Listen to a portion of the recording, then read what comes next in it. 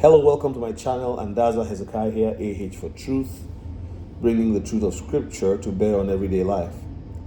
Today, I want to talk to you about crypto. I had made some earlier videos, two earlier videos on crypto.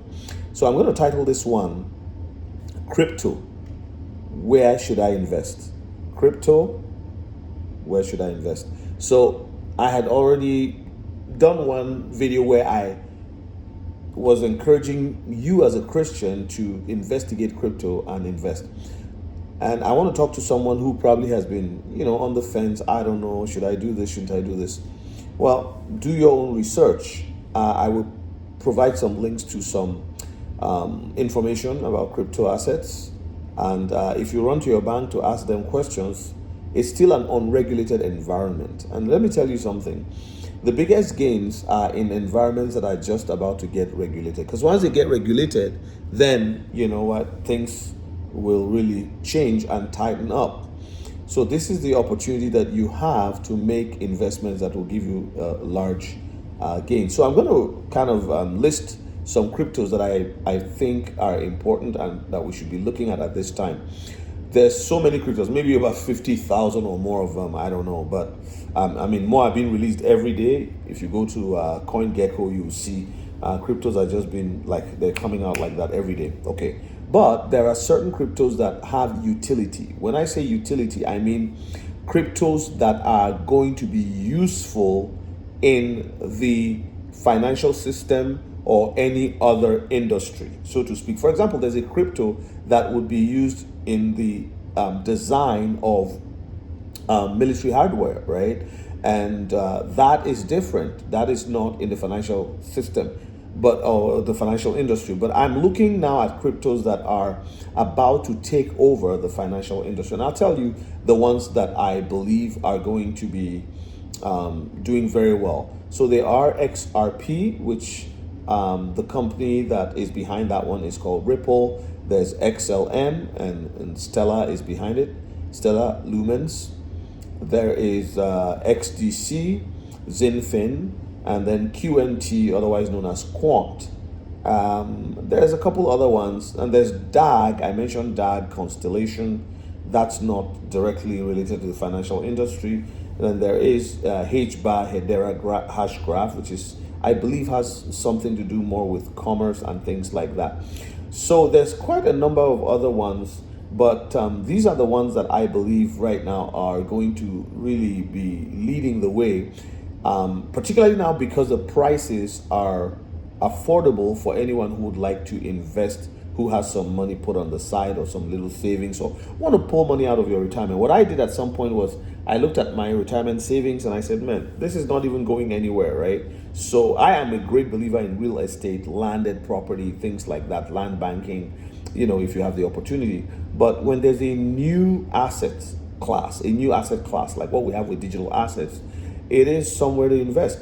Somebody might be like, oh, this is all so crazy, like digital, oh, it's computer, they'll steal your money. Listen, it's just like email.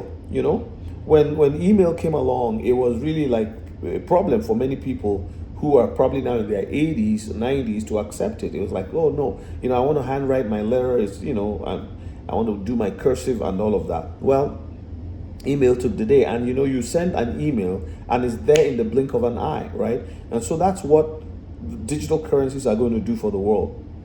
I've addressed the issue of it being used by the Antichrist before. Everything will be used by the Antichrist. I believe most of the people watching my videos are Christians, and even if you are not, these things that we're saying are the reality. The Bible is actually coming to pass every day. We look around and we see the Bible coming to pass, right? So the prophetic word of Scripture coming to pass right before our eyes. So back to crypto. So if you are looking to invest, you want to look at the cryptos that are going to give you a big bang for your buck in the next little while. So after Trump won the election on November 5th, something happened to the stock market as well as the crypto market. And there is a particular crypto that shot up. It's shot up in the last couple of days. It went from being about 50 something cents, right, to a little over $1.25, and that's XRP. Okay, and I believe that XRP will flip Bitcoin one day. In fact, in 2018, XRP was the most, what would I say, had the highest market cap in 2018. Can you imagine that? And it's going to happen again, right? And I know that some people think that's crazy. It's never going to happen because, somebody put a comment in one video that I had watched, and the guy was saying, oh, this is impossible because there's not that much money in the world for, considering market cap. The market cap, confuses a lot of people. They look at a crypto and they say, well, the market cap, and when you multiply this, about 100 billion. So market cap is provided for, is a calculation of the multiplying the amount of crypto coins in circulation and the price. Then you get the market cap. So when you look at Bitcoin, there's only like 17 or so million in circulation, and there is 21 million Bitcoins that will ever be mined. That's the max, right? Quant has like 14 million. That's one you can also invest in because there's room for it to grow. Quant is like less than $100 right now for one. So can you imagine? It's like when Bitcoin was $200, about a decade ago. Can you imagine? So, a crypto like Quant, imagine that you had like 20 of them, right? That will cost you like about $2,000. In the next 5 years, I see Quant, it's just going to explode. But so people use market cap calculation to limit them from doing anything because they say, oh, it's not possible. There isn't that much money in the world. Let me tell you one thing. Do you realize that in 1955, 1960, 1965, there were not that many billionaires. In fact, billionaire was not a common term. It was millionaire or multi-millionaire, right? But now, multi-millionaire. But now you have so many billionaires. Like, look at China. How many billionaires were there, even 25 years, 30 years ago? But now there's a dime a dozen, right? So many of them. And in different parts of the world. Why? Because of the increase in wealth. So what increased wealth? I'm going to tell you. The internet is responsible for a lot of the increase of wealth that you've seen in the last 25 years. Because the internet revolutionized how we do business and how we live. Not only that, computing also. That came before the internet, right? The internet was always there, used in the background by the military and whatever. So, but today, because of the advent of computers, and the internet, personal digital assistants like my phone. From this phone, I can go to my bank. I can, I can go to my library and order a book, and it will be delivered to my home. Like, you can do so many things besides eating, and a few other things, right? With your PDA, just one little thing on your hand, your phone, like your, or a tablet or whatever. So that increased the amount of activity. You see, each human being is capable of doing so much more than what we do. When I was growing up, I remember we get up in the morning, we go to school, our dad will drop us, and he'll go to work and then pick us up and bring us home. And I remember that when we're on vacation, like the long vacation, he would come home in the afternoon for lunch and then drive back. But with population increase and traffic on the highway, that became extremely difficult. The city where I was born in, the population was growing by several percentage points, double digits every year. That at a point, to drive from our home to his work, there was so much traffic that he just couldn't come back home. He had to pack a lunch. Do you see what I'm saying? So increase in population, increase in demand for housing, for products to be moved and shipped from one place to the other. All of these things creates great demand. And guess what moves the world around? Money. So if there's a delay in passing money from one place to the other, and what do banks use to transfer money from one part of the world to the other? Well, it's not that the money is flying. It's just, money moves from one ledger to the other. But what is the messaging system that is used for that? It's called SWIFT, SWIFT. And SWIFT has been operating since 1973. It's clunky, it's old, it's tired. It needs a change over. It needs a makeover, right?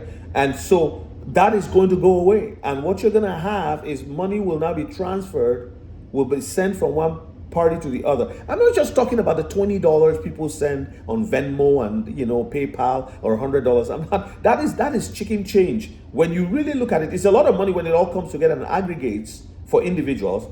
But I'm talking about governments sending money, relief funds for disaster areas. I'm talking about central banks, the money they move around. The cost of moving money is so high. The cost of borrowing is so high. In fact, the banks give so much, like very little money when you invest with them, but then they charge such high interest rates. All of that is going to change. Why? Because with the advent of crypto, you have a digital asset. Look at everywhere things have been digitized. What has happened? Everywhere things have been digitized, what has happened is that it has created more value at a very low cost. What's the cost of sending an email, right? And I think about it. And how fast does it go? Think about it. You know, in the past, we have to go to Blockbuster, right? And stand in a queue and wait to rent a video to come back home to watch. My wife and I used to go to Blockbuster. And there's this other one, I don't remember their name, and it was like, you just go, you get, even there's some shops in the neighborhood, like smaller video rental places. They all disappeared. What killed them? It was digital, the ability to download a digital file, video, music, or whatever. All of them have now come on the scene. But did it destroy the creation of value? No, it actually just increased the value. Who would have thought that Spotify would generate such billions of dollars just because people can now download from your home, from your car, from anywhere. If you have Wi-Fi or you use your data, you can download. So digitization has caused an increase in value. It's an added value to economic systems everywhere. And so cryptos are going to sit at the top. Now, the last frontier of digitization, in my opinion, is money. Money. And the banks are still using an old system, nostro vostro. Nostro vostro means, your money, our money. So, I can't get into that today, but it's exactly what is going to be dealt with. All of that, the old ledger system will now move to blockchain. What is blockchain? Blockchain is basically, a system designed to ensure that it's all computer language, algorithms designed to ensure that everything is on a ledger that is basically public. You can actually see. I remember one time I transferred money. I sent money to someone, and we didn't know what happened to it. It was Bitcoin, okay? And all I had to do was to go to the Bitcoin Explorer, and I saw it, and I realized that what happened was I didn't have enough money for the fees, right? Because you have to pay fees for that money to be transferred. Now Bitcoin is expensive. It's to use. It's clunky. It's old. I keep telling my friends, I said, Bitcoin doesn't have the future that people think it has. I know all of the most important people are saying it does, but really, with it, 5% of the electricity in the world goes towards Bitcoin mining. Like it's, so these ones I've mentioned are the future. They are XRP, XLM, XDC, QNT, DAG, HBAR, DAG Constellation DAG. Quant is QNT, XDC, XLM, XRP, HBAR. There's a couple others, but I don't remember them. I just wrote the ones I remember. But these will lead the way. So if you're looking forward to investing, and if you need advice, if you wanted to spend some time talking about these types of things, I'm trying to create time to present some of the things that I have an understanding of. I'm not a financial advisor, neither am I a what do you call them now? A program developer, or writer, or but I have some understanding, and I've been investing in crypto for a while, and I've seen the change that it will bring into the world. And you may ask, how did I get into crypto? Well, how I got into crypto was I was basically asleep one night, November 17, 2021, and the Lord woke me up and said, I want to show you something. And that's how my journey began. He told me that this is going to be the next big thing, So if you have some money you want to put away, don't bet the farm. Try crypto. If you want someone to hold your hand, to walk you through I'm going to create time for people to do that. It's maybe an hour or so of my time and your time, and I can walk you through and show you what you need to do. All right. God bless. If you enjoy what you've heard so far, please like, comment, subscribe. All right. Click on the notification bell. Let me hear what you have to say. What do you think about crypto? Are you investing? Are you already investing? Are you scared? Are you worried? Do you need clarification? Let the comments roll. Have a great day. See you in the next one.